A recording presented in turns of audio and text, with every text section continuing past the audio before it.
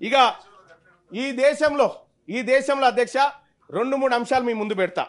10 ఏళ్ల పాటు నరేంద్ర మోడీ గారు ప్రధానమంత్రి, 10 ఏళ్ల కాలం పాటు కేసీఆర్ గారు ముఖ్యమంత్రి ఉండి సాధించిన ప్రగతి గురించి ఒకసారి చెప్తా అధ్యక్ష. బంగ్లాదేశ్ ఏమో 10% తన జీడిపిలో విద్య కోసం కేటాయిస్తుంటే కేవలం 3% మాత్రమే ఇవాళ మన దేశంలో కేటాయిస్తా ఉన్నారు అధ్యక్ష. మా సభ్యులు లేరు అధ్యక్ష, మేము తక్కువ ఉన్నాం. మీరు పెద్ద మనసు చేసుకోవాలి, పెద్ద మనసులు మీరు పెద్ద మనసు చేసుకొని మీరు పెద్ద మనసు చేసుకోవాలి అధ్యక్ష. తప్పకుండా అధ్యక్ష, తప్పకుండా అట్లే చేస్తాం అధ్యక్ష. ఇక తాగునీటి వ్యవహారం, ప్రతి ఇంటికి నల్లా నీళ్ళు ఇచ్చినామని చెప్పారు అధ్యక్ష గతంలో. ఇవాళ ప్రతి ఇంటికి నల్లా నీళ్ళు ఇస్తే అధ్యక్ష వాటర్ హెడ్ ట్యాంకులు మా ఊర్లో ఉన్న ట్యాంకు వాళ్ళ రంగు చేసిరు అధ్యక్ష. పాత ట్యాంకు పాతదే, రంగు కొత్తగా వేసి పైసలు తీసుకుపోయారని చెప్పని అంటా ఉన్నారు. ఎంతవరకు నిజమో నాకు తెలియదు. కానీ ఒక మాట అయితే సత్యం, అందుగలదు ఇందు లేదన్న సందేహం వలదన్నట్టుగా ఎక్కడ ఛాన్స్ దొరికినా అవినీతికి పాల్పడ్డది గత ప్రభుత్వం. ఇక్కడ నాకు అర్థం కాని విషయం ఇంకొకటి అధ్యక్ష, ఇప్పుడు నీటిపారుదల రంగంలో ప్రాజెక్టుల నిర్మాణంలో అంచనాలు పెంచుతా ఉంటారు అధ్యక్ష. ఏ రైతులు డిమాండ్ చేయరు, ఏ ప్రజలు డిమాండ్ చేయరు. ఒక విద్యారంగంలో అంచనాలు ఎందుకు పెరిగాయి అధ్యక్ష? ఒక విద్యారంగంలో ఎందుకు పెరిగాయి? వైద్య రంగంలో అంచనాలు ఎందుకు పెరిగాయి? వీటి కేటాయించిన బడ్జెట్లు తగ్గిపోతూ ఉంటాయి, ఇవేమి పెరిగిపోతూ ఉంటాయి. అధ్యక్ష నేను ఒకటి చెప్పదలుచుకున్నా, నేను గౌరవ టీచర్ ఎమ్మెల్సీ గారు కూడా ఇక్కడ ఉన్నారు సార్. ఈ రాష్ట్రంలో విద్యా ప్రమాణాలు పడిపోవడానికి మనం కారణభూతులు కాకూడదు. ప్రభుత్వం పైన ఒత్తిడి పెంచైనా సరే ఖచ్చితంగా ఈ విద్యా వ్యవస్థను బాగు చేసుకోవాలి. విద్యా వ్యవస్థను బాగు చేసుకుంటేనే ఒక దేశం నాశనం కావాలంటే అందులో విద్యా వ్యవస్థను నాశనం చేస్తే కథం అని చెప్పారు అధ్యక్ష. మరి ఆ విద్యా వ్యవస్థలో మనం వెనకబడి ఉన్నాం, వాటిని ముందుకు తీసుకుపోవాలి. వైద్య రంగాన్ని కూడా ముందుకు తీసుకుపోవాలి.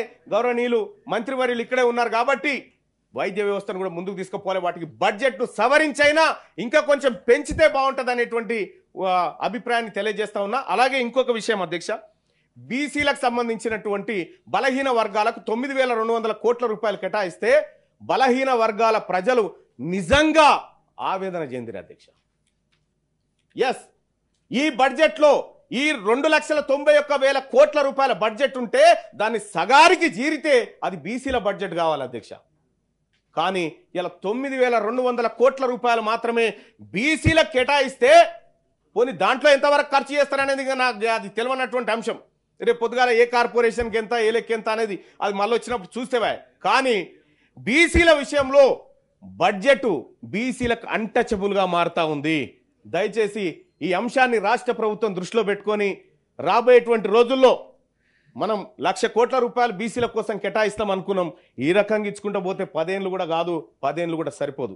కాబట్టి దాన్ని కూడా ఏమైనా వీలైతే ఎక్కువ నిధులు ఏది మనం ప్రాజెక్టుల కోసం కనుక అంచనాలు పెంచుకున్నట్టుగా ఇది కూడా పెంచుకుంటే బాగుంటుంది అనేటువంటి అభిప్రాయాన్ని, సూచనను నేను రాష్ట్ర ప్రభుత్వానికి చేస్తా ఉన్నా అధ్యక్ష. ఇక ఫైనల్గా ఒకటి అధ్యక్ష, ఏజెన్సీ వ్యవస్థ అధ్యక్ష, ఏజెన్సీ వ్యవస్థను రద్దు చేస్తే సార్ మాకు ఇంకా లేరు సార్, కంక్లూడ్ చేస్తాం సార్. పెద్ద మనసు చేసుకోవాలి మీరు, పెద్దలంతా పెద్ద మనసు చేసుకోండి సార్. ఏజెన్సీ వ్యవస్థ సార్, ఏజెన్సీ అవుట్ సోర్సింగ్ లో పనిచేస్తున్నటువంటి వాళ్ళు గతంలో నేను గౌరవనీయులు మంత్రివర్యులు పొన్నం ప్రభాకర్ సార్ ఒక మీటింగ్ అటెండ్ అయినప్పుడు ఏజెన్సీ వ్యవస్థను రద్దు చేస్తే రూపాయి భారం లేకుండా అందులో పనిచేసేటువంటి ఆ వ్యక్తికి 20,000 వరకు మనం జీతం ఇచ్చేటువంటి అవకాశం ఉంటుంది సార్. ఏజెన్సీ వ్యవస్థ ద్వారా శ్రమ దోపిడీ జరుగుతుందనేటువంటి మాటను పదే పదే చెప్పినాం సార్. దాన్ని రద్దు చేసే దిశగా కూడా ఆలోచన చేయాలి సార్. ఇంకొక విషయం సార్, ఈ గెస్ట్ లెక్చరర్ సార్ వాళ్లకు 12 నెలల జీతం రావట్లేదు సార్. వాళ్లకు అనేకమైనటువంటి ఇబ్బందులకు గురైతా ఉన్నారు. ఆ అంశాన్ని కూడా పరిశీలించాలని చెప్పి తమరి ద్వారా విజ్ఞప్తి చేస్తూ తమరు అవకాశం కల్పించారు సార్. వాస్తవానికి నేను చాలా రాసుకొచ్చినా కానీ సమయం సరిపోతలేదు సార్. అవతల పక్షం వాళ్ళకు కూడా కొంత అవకాశం ఇవ్వాలి సార్. కనీసం వాళ్ళు చెప్పేది అబద్ధమో నిజమో వినాలన్నా కూడా కొంత సమయం ఇవ్వాలి కాబట్టి వాళ్ళకి ఇవ్వండి సార్. Thank you.